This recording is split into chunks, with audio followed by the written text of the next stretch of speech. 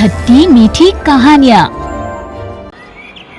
रीना की माँ बहुत पहले ही बीमारी के कारण मर चुकी है, लगभग उसके बचपन में ही। पिताजी ने ही उसे पाल पोस कर बड़ा किया है, एक माँ की तरह। रीना के सब कुछ उसके पिताजी ही हैं।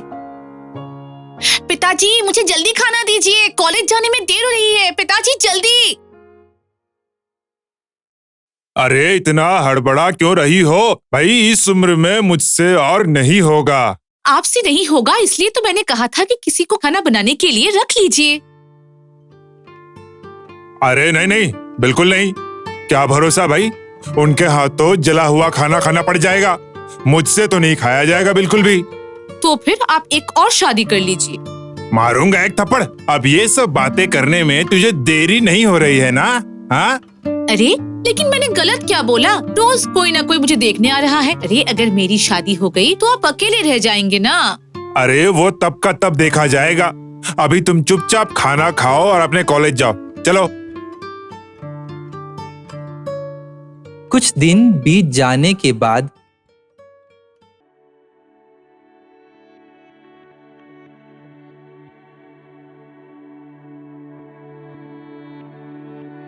वाह, आपने तो अपनी बेटी को बहुत अच्छे संस्कार दिए हैं। उसकी माँ के जाने के बाद आप जी जी जी, वो मेरी बेटी को तो मैंने ही बड़ा किया है।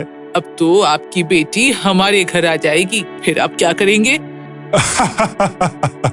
हाँ जी, वही थोड़ा अकेला रह जाऊंगा। मैं भी तो अकेली हो जाऊंगी। बेटे की शादी के बाद बेटे भला क्या हमारी बात और सुनते हैं? सब तो सिर्फ अपनी पत्नी की ही सुनते हैं। अरे नहीं नहीं नहीं, मेरी बेटी ऐसी बिल्कुल भी नहीं है। नहीं नहीं, आपकी बेटी ऐसी नहीं होगी। इसके पिताजी के जाने के बाद मैंने भी इसे अकेले ही पाल पोस कर बड़ा किया है। ये मुझे बहुत प्यारा है। लेकिन अब मुझे भी थोड़ी आजादी चाहिए। घूमूंगी फिरूंगी, खाऊंगी, आराम से जीऊंगी। आप क्या कहते हैं समधी जी? सही कहा।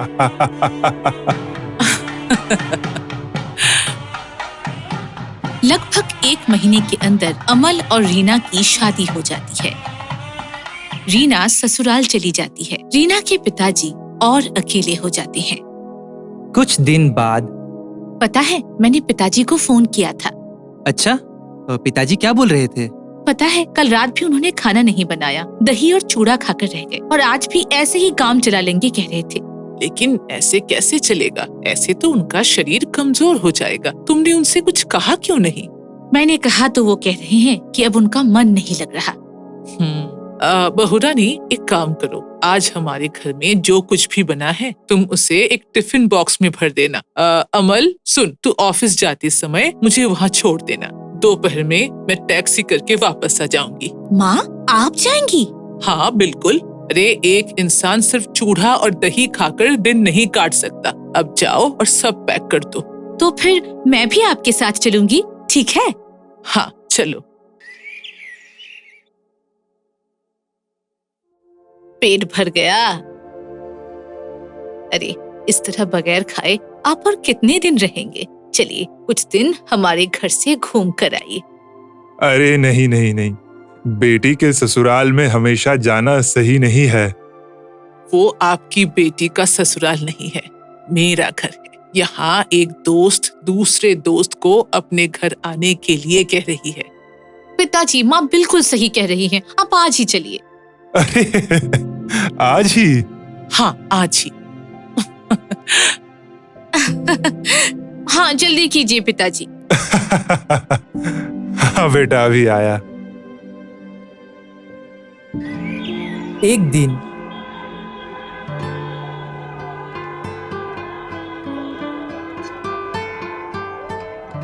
देखा आपने, पिताजी कितनी खुशी से बातें कर रहे हैं। हाँ, मैंने भी माँ को पहली बार इतना खुश और बातें करते हुए देखा है। अच्छा, ये दोनों एक साथ रह सकते हैं क्या? कैसे? मैंने तो सुना कि तुम्हारे पिताजी आना ही नहीं चाहते थे। चलो इन दोनों की शादी करवा देते हैं। अरे ये क्या कह रही हो तुम? ऐसा करना क्या संभव है? अरे इसे हमें ही संभव करना पड़ेगा। सही कहा। रीना के पिताजी 2 दिन के बाद चले जाते हैं। उसके बाद सास फिर अकेली हो जाती है, बेख्याल और चुपचाप। माँ, आपको क्या हुआ है? बताइए तो सही। आप सारा दिन यूं चुपचाप रहती हैं, किसी से बात नहीं करती, सारा दिन कैसी बेख्याली में गुजारती हैं? अरे नहीं तो, ऐसा कुछ नहीं है। माँ, आपको अपना ध्यान हटाने के लिए परिवार की कुछ जिम्मेदारियां उठानी चाहिए। शायद कुछ काम वगैरह करना चाहिए जिससे आपको अच्छा लगे। नहीं बहू रानी, इतने सालों तक मैंने ही इस परिवार को चलाया है और नहीं होगा मुझसे। तुम्हारा परिवार है, तुम ही संभालो अब। माँ, मेरे ससुर जी कब चले गए थे? शादी के 3 साल बाद ही, तभी मुन्ने का जन्म हुआ था। वो कहाँ गए हैं? क्या इसका कुछ भी पता नहीं चला? मैंने बहुत पता लगाने की कोशिश की थी, लेकिन कुछ भी पता नहीं चला। कोई कहता था कि वो सन्यासी बन गए हैं, तो कोई कहता था कि उनकी मृत्यु हो चुकी है। उसके बाद और क्या? और 12 साल इंतजार करने के बाद मैं विधवा बन गई। माँ जी, मेरे पिताजी भी अकेले हैं। माँ के गुजरने के बाद सिर्फ मेरी भलाई के लिए उन्होंने और दूसरी शादी नहीं की। सच में वो भी बहुत अकेले हैं। अच्छा माँ, क्या आप दोनों एक साथ नहीं रह सकते? ये तुम क्या अनाप शनाप बोल रही हो बहू? कहीं तुम्हारा दिमाग तो खराब नहीं हो गया? कुछ भी उल्टा सीधा बोल रही हो। कुछ दिन बीत जाने के बाद एक दिन, ये लो, तुम्हारे प्लान के मुताबिक समुद्र यात्रा की टिकट मैंने ले ली है। परसों निकलना है। अब देखते हैं कि तुम इन दोनों को एक कर पाती हो या नहीं।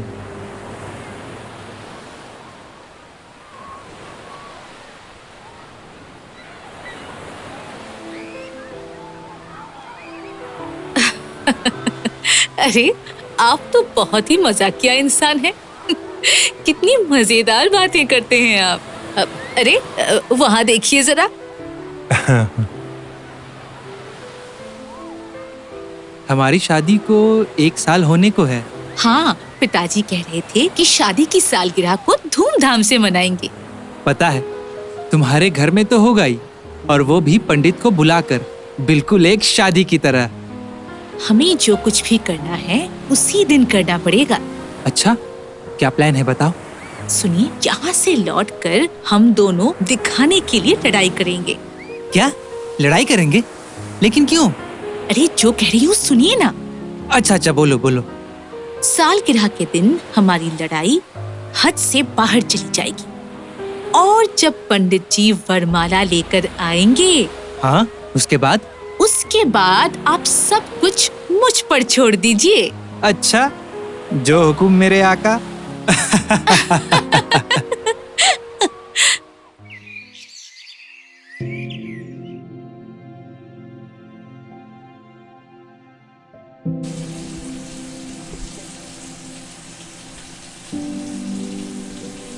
मैंने तुम्हें कपड़े इस्त्री करने के लिए कहा था कि नहीं?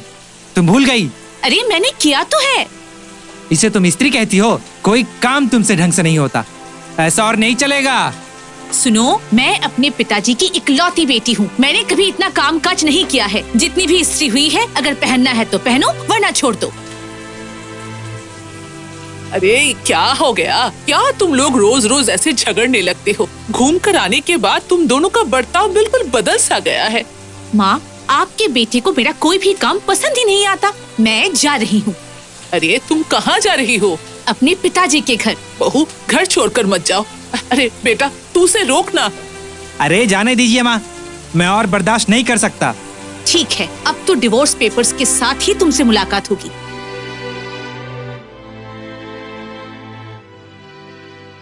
अरे ये तो साधारण बुखार और सर दर्द है, लेकिन ऐसे में भूखे रहने से क्या तुम ठीक हो पाओगी? डॉक्टर अंकल, मुझे कुछ भी खाने का मन नहीं करता। अरे जरा देखो तो, परसों ही इस लड़की की शादी की सालगिरह है और आज ही ये बिस्तर पर लेटी है। मुझे माँ चाहिए। क्या माँ से तुम्हारा मतलब? मेरी सासू माँ। ओ हाँ, मैं खबर दे देता हूँ, वो आ जाएंगे। ये लो बेटी, मैं आ गई। देखिए, अगर आप इसे कुछ खिला सकती हैं तो। हाँ, मेरी बेटी तो तब से सिर्फ माँ माँ ही करती जा रही है। माँ, बोलो बेटी, क्या खाओगी? काली मिर्च वाली आलू की सब्जी। ठीक है, आप भी खाएंगे ना? ठीक है, डॉक्टर साहब आप भी खाइए। अरे नहीं नहीं, आप लोग खाइए, मैं चलता हूँ। बहुत सारे पेशेंट मेरा इंतजार कर रहे हैं।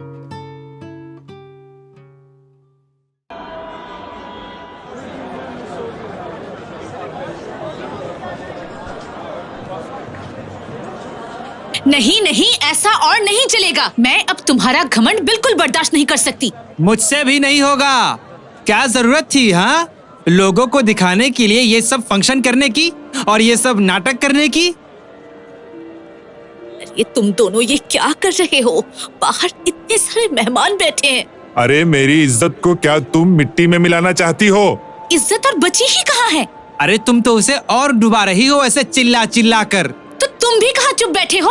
अरे अब बस भी करो। देखिए आप दोनों बस 1 साल ऐसे रहकर दिखा दीजिए एक साथ। इतना भी आसान नहीं है। वैसे भी आजकल की शादियाँ 1 साल से ज्यादा टिकती नहीं है। ठीक है, हम रहेंगे, लेकिन तुम दोनों को भी वादा करना पड़ेगा कि तुम दोनों इस 1 साल में नहीं लड़ोगे। अरे ये क्या कह रही हैं आप सच में रहेंगी? हाँ, रहूंगी। रहना है तो इसका मतलब बस ऐसे नहीं, शादी करके रहिए। हाँ बिल्कुल, दोस्त के साथ तो सारी जिंदगी रह सकते हैं, लेकिन शादी के बाद एक पल भी नहीं। अच्छा ठीक है, तो हम भी शादी करके ही रहेंगे। ठीक है, तो फिर देखते हैं। पंडित जी। हाँ बेटी बोलो। पंडित जी, आज का मुहूर्त शुभ है ना? अरे हाँ हाँ, बहुत ज्यादा शुभ है बेटी। तो चलिए शादी कराइए। अरे लेकिन किसकी शादी बेटी? और किसकी? मेरे माँ और पिताजी की। आ नहीं, हाँ। अरे आ नहीं, हाँ।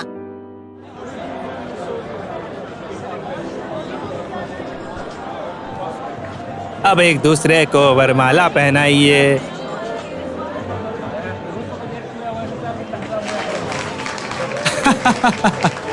अगले साल इसी दिन हम एक साथ शादी की सालगिरह मनाएंगे।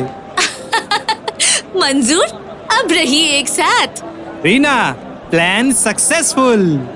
हाँ, इनकी शादी का प्लान। हिप्पी। तो सब कहिए मम्मी पापा के लिए hip hip hurray. Hip hip hurray.